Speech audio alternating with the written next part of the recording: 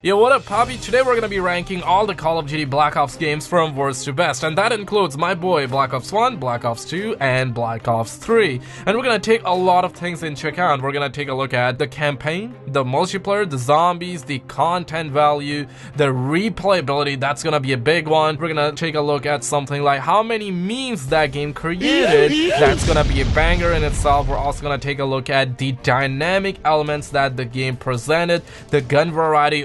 There's gonna be a whole lot in this video, but starting off big with the multiplayer. Now really quickly, if you happen to be new on the channel and if you happen to subscribe, let me know in the comments below so I can put you in my next video. But first of all, we're gonna take a look at Black Ops 1. Now Black Ops 1, keep in mind, came out after Modern Warfare 2, and those were the days. That's exactly what a lot of people would say, right? Black Ops 1 came out after Modern Warfare 2, and Modern Warfare 2 was really a banger, and that kind of like hooked a lot of players in. And then I remember when Black Ops 1 came out, it felt new, it felt fresh because it had zombies, it had DDoS Arcade, it had the multiplayer that was really unique compared to Modern Warfare 2, because the multiplayer maps that were in Black Ops 1 felt dynamic in a way where the maps would try to get you. For example, the map that we got within a DLC, I feel it was called Berlin, there were red zones on the map, right? You would go there, and guess what? If you stand there, you will get annihilated. I can use other words to describe this, but I'm on YouTube, so that's why I'm trying to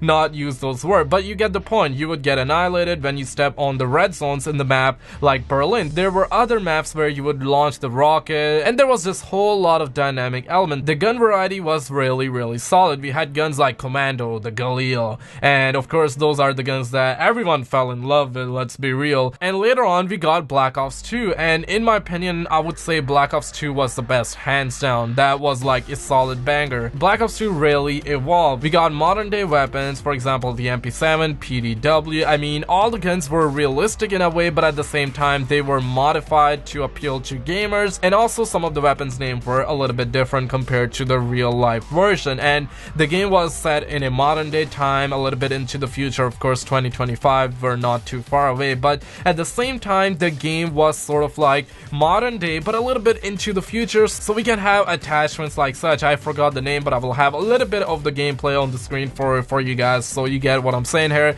You would just aim down and you will see the red boxes. I feel like that was called. And one thing I noticed with older Call of Duty was that every time you would load up a map, you will see the map location, the country, the city, or whatever the case may be. You will know exactly where you're gonna play the map, which is huge, right? Because that is something that we don't really get in the newer Call of Duty. I mean, we do get to some extent, but at the same time it's not quite as dynamic as something like Black Ops 2, right? And Black Ops 2 also had maps like Express, and of course we got Nuketown in Black Ops 1, right? I forgot to mention that, but we got Nuketown back in Black Ops 2. Of course we had the 2025 feel, and of course it got remastered in Black Ops 3 with the 2065 feel, right? But I'm gonna get to that in just a little bit. But we had Nuketown that was like solid, right? That was something that Treyarch came up with in Black Ops 1, and that kind of evolved into the future Call of Duty. And I'm patiently waiting for a new Nuketown version for the next Treyarch title, which of course we're all calling it to be Black Ops 4, but of course only time will tell if it turns out to be Black Ops 4 or not. But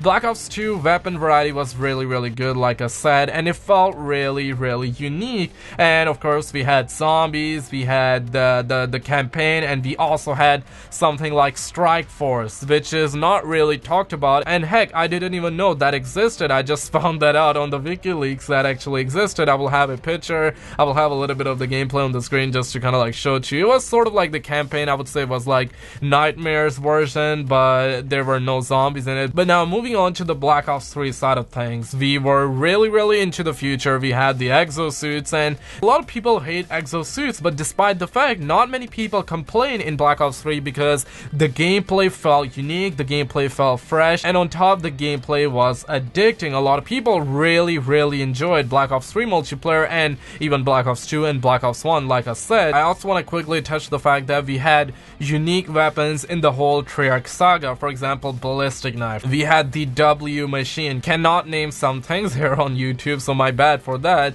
We had other weapons like the SMR, for example. We had the Galil, the Commando, and everything like that was somehow remastered in Black Ops 3 as well, with zombie Chronicles, and of course we had weapons in multiplayer as well. So you get what I'm saying here, right? So if I have to rank Black Ops 1, Black Ops 2, and Black Ops 3 multiplayer, it would be something like this.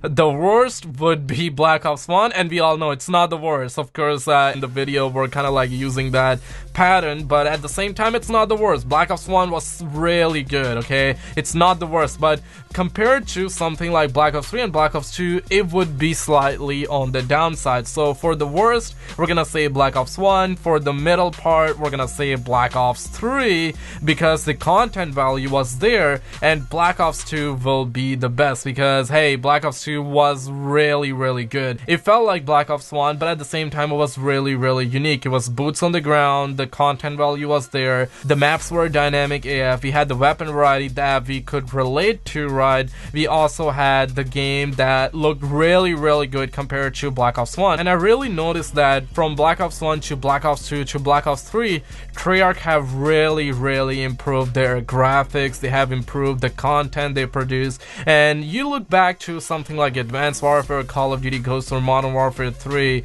and even if you compare Modern Warfare 2 to Modern Warfare 3, you will see Modern Warfare 3 was good, but at the same time it wasn't really different from something like Modern Warfare 2. Of course, Modern Warfare 2 was really different from Modern Warfare 1, but you get what I'm saying here. Modern Warfare 3 wasn't really different, and when we look at something like Black Ops 1, Black Ops 2, and Black Ops 3, all these games are really unique and different while having the same essence. For example, Nuketown, that was like the basic map that they came up with, and they improved in Black Ops 2 to the game feel. They also improved it in Black Ops 3 even further. Of course, they made the map in a way where you can actually wall run, you can fly around, you can jump around, and it was really good. The only game where I didn't mind exosuits. But now let's take a look at the campaign and the best menu. Now, first of all, the best menu. Hands down, Black Ops 1. It was so good. You would be on the chair, you can actually escape that. Of course, even if you don't want to escape, you can look around. There was a television screen, of course, that was your menu. And hey, Treyarch could really just have that, just make us like scroll up and down and that's it. But they made it in a way that was really unique. I cannot find any other word to describe what I see here, right? Like, you can look around, you can escape, you can go back, and there will be a computer. I mean, heck, you had the whole room. That was your main menu. And also Black Ops 2 was really good as well. You had a new feeling, but it wasn't really good as Black Ops 1, but at the same time it was unique. You had the world where you can actually go around and pick a zombie map, but that was it. But when you go back in Black Ops 3 zombies, you would see that you can actually look at your character.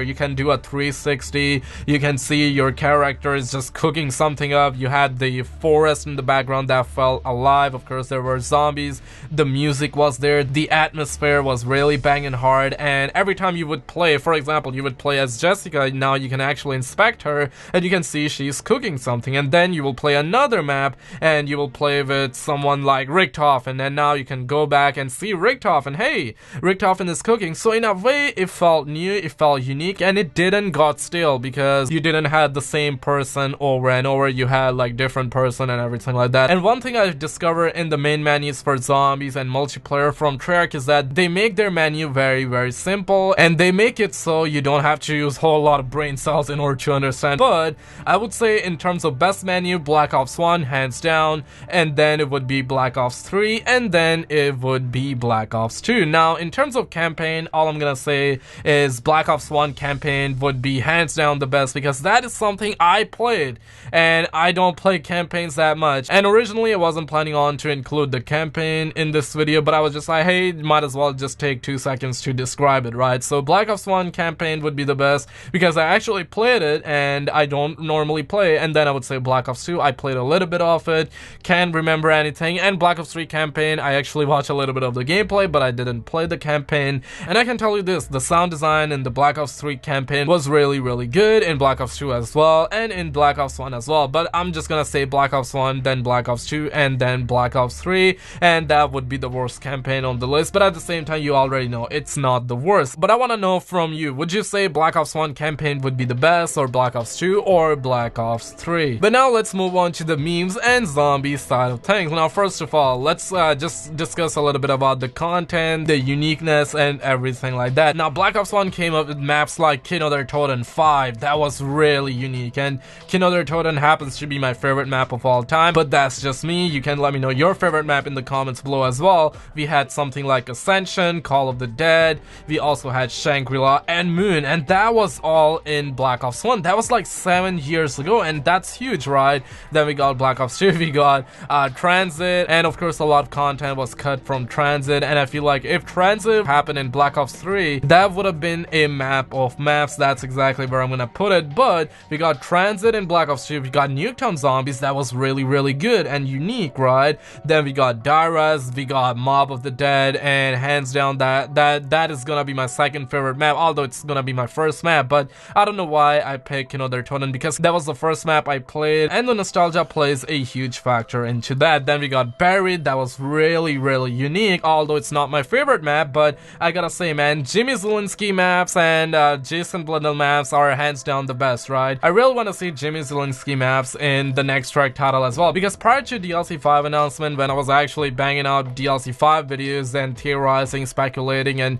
just coming out with little facts, little theories, little clues, I had one of my boy SPFFA, he was hooked on that DLC 5, right? I would be like sleeping and he would be DMing me, yo, did you see that? I would be like, my dude, I saw that. And sometimes he would send me stuff that I would have never seen before, right? And we would meme big time. I would be like, yo, you see that zombie? That's from DLC 5. And he'd be like, no, that zombie is created by Jimmy Zielinski. And I was like, damn, son. But hey, coming back once again to Black Ops 2, after Buried, we got Origins. One of the best map, hands down. I mean, hands down, right? Best map in terms of content and in just like the gameplay aspect. It was the best map. Then we got Black Ops 3, we got the single player, we got the multiplayer, we got zombies, we got Dead Ops Arcade 2.0, and this time around with Dead Ops Arcade we also got the first person view. That was something that wasn't in Black Ops 1, and get this, in Black Ops 1 we got Dead Ops, and in Black Ops 2 we didn't, and in Black Ops 3 we got it back again, so it felt really fresh. And also we got free run, which will teach you the basic of wall running, which we didn't really need it, but at the same time free run was visually pleasing. You could also time your run, which was really good. We also had Nightmares, which was like the zombies campaign, and we also had the 9 remaster zombie maps. Of course, with DLC 5 we got 8 remaster maps, but we had the Giant in the beginning, so that was like the 9th remaster map. And of course we had the Shadows of Evil. Then we got the Rise and Dracha, which happens to be my favorite map of all time as well. Then we got Zetsubu no Shima, we got Gorod Krovi, and then comes Revelations. And of course the content value was there in terms of Black Ops 3 zombie maps, because we were introduced to so many new things, the gobblegum aspect, and that made us strategize in a whole new level. For example, alright, if you're playing solo, guess what? You're gonna get maybe shopping free, so you can open the whole map. Then you may get something like perkaholics, self-medication in plain sight, and that sort of things. But guess what? If you play multiplayer with your friends, one guy may pop shopping free, and there will be another guy that will be like, yo, you got the shopping free, you go bozo, you open that door, and hey, the next person get double points, he will pop that, the next person get profit sharing, and the last person get extra credit, which was huge, right? And there were a lot of combination a lot of people came up with. And also you had the other option, which was to not use gobblegums, because I hear a lot of people say, gobblegums, whatever, but you had the option to not use it, so that gave the gameplay a lot of life. You also got introduced to the boss fights, the Easter eggs, they were phenomenal. The whole storyline aspect, was absolutely banging hard and everything like that. And we also got remaster maps, like I said. Origins came back. We also got Kino der Toten, which happens to be my favorite map, but we didn't had 5 nor Call of the Dead. And I gotta be real, 5 is one of the most underrated map, but at the same time it was really unique, right? We were fighting the zombies inside the P place. I cannot use the real word because hey, we're on YouTube and Papa YouTube is listening. So you had a lot of that uniqueness. And coming back to Black Ops 3, all the maps kind of felt the same, but of course they were different and we all loved it, we all enjoyed playing them. But when you go back to something like Black Ops 2 or Black Ops Ops 1, all those maps were not the greatest compared to Black Ops 3 in terms of the content value, but they had that replayability. And Black Ops 3, as of now, it is lacking that because of course the franchise fatigue is real. We also overplayed some of the zombie maps, but Black Ops 2 didn't had a lot of content. Of course it had a lot of content for the time, but when you compare Black Ops 1, Black Ops 2 with something like Black Ops 3, it didn't had that much content, but it had that replayability. Number one, because all the maps were unique, all the maps felt fresh. For example, compare Mob of the Dead to something like Buried. Buried was like the underground map and you had the western sort of zombies. I'm not sure if I'm going the right way with that, but that's sort of like the feel everybody got. We also had the most insane wonder weapons like the Paralyzer. We had the Slick with Fire, which was really good. Pre-patch, it was the best, hands down. We also had the baby gun in Shangri-La. We had the staves rather in Origins. They were really cool. And then in Black Ops 3 we got the Apothicon Servant. Was really good because it felt dynamic, the thing was alive. It was basically the Apothicon that you would have to fist right in the bumhole, you know what I'm saying? And then in the Rise and the Wrath we got the bows. They were similar to the Origin staffs, but they had their own touch and their own feel. They were unique. And in Zatsubo we probably had the worst wonder weapon of all time. It was similar to Slick with Fire, but it wasn't as best as the Slick with Fire, right? And in the next map, the Gorod Kurovi, we got Reagan Mark III. Was really good because we had the Reagan Mark II in Black Ops 2, and now we got Reagan Mark III. So that was sort of like the thing that we needed to have, and yes, Treyarch delivered. We also got the Papoose, aka the PPSH in Black Ops 3, and in Revelation, we got nothing. And we're talking about DLC 4 because previously in Black Ops 1, we had Moon for DLC 4. We blow up the Earth, was absolutely banging hard. In Black Ops 2, we got Origins as for DLC 4, was absolutely banging hard too. But in Black Ops 3, we got Revelation, which was good for a week, but then it was like a letdown. But nonetheless, it felt new and unique, but at the same time, it felt old because there were older maps bleeding into one map. Now to finalize this video and give you guys my final thoughts on this whole Black Ops 1 versus Black Ops 2 versus Black Ops 3, for zombies, I would say Black Ops 3 was the best. Black Ops 2 would be the second best, and Black Ops 1 would be the last one on the list. But at the same time, you already know that every single Black Ops game was amazing, and the only reason Black Ops 3 is at the #1 spot is because of the content, because of the fact that we had gobble guns, we had the pack punch abilities, everything was new, and you had the option to not use any of that as well, because some people will be like, oh, Skizzo, that actually ruined the gameplay. Hey, you had the option to not use the gobble guns. I mean, a lot of people forget that, but at the same time, I understand the fact that you have that stuff, so that means you gotta use it for sure, because if you don't use it, you're not gonna be benefiting off of it, and of course, everyone wanna benefit off of everything they are given for sure. So in the zombies aspect of things, Black Ops 3 will be the best, Black Ops 2 will be the second best, and Black Ops 1 will be the last best. But taking everything into account, the campaign, zombies, multiplayer, the memes value, the replayability factor, the uniqueness, and basically every little thing, I would say Black Ops 2 was the best. And then comes Black Ops 3, and lastly Black Ops 1. You guys let me know in the comments below which game is your favorite and which game is your least favorite on the list. But check out some other videos on the screen, subscribe if you're new, smash a like, and I'll see you very freaking soon.